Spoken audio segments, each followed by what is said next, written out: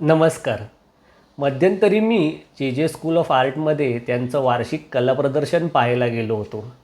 तिथे त्यांच्या आर्किटेक्चर बिल्डिंगवर मलाही छान गोंडस बाळं पाहायला मिळालीत. तर यात काही विशेष असं तुम्हाला वाटेल.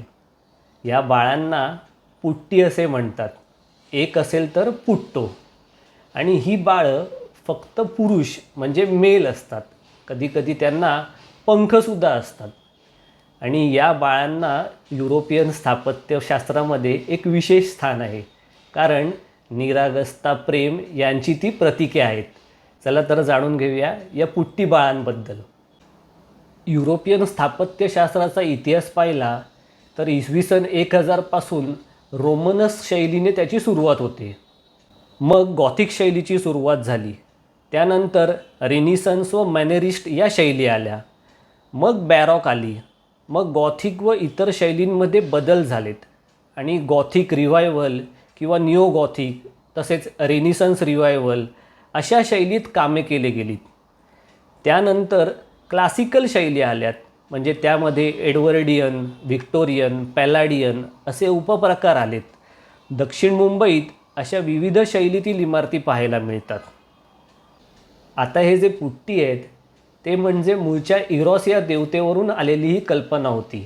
इरॉस म्हणजे प्रेम आणि आकर्षण यांची देवता, आणि या पुट्टीचं स्वरूप साधारण तसंच आहे.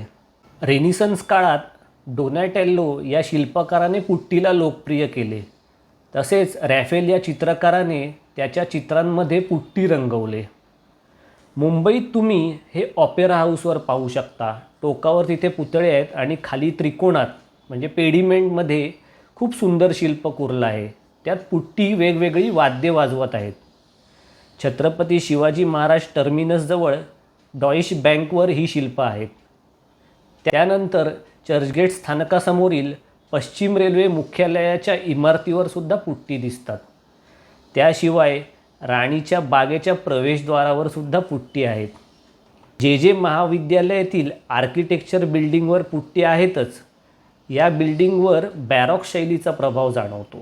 मात्र त्याच प्रांगणातील आर्ट बिल्डिंग ही मात्र निओगॉथिक प्रकारातील आहे. दक्षिण मुंबईतील इमारतींना इतिहासासोबतच स्थापत्यशास्त्राचं कोंदण लाभलं आहे.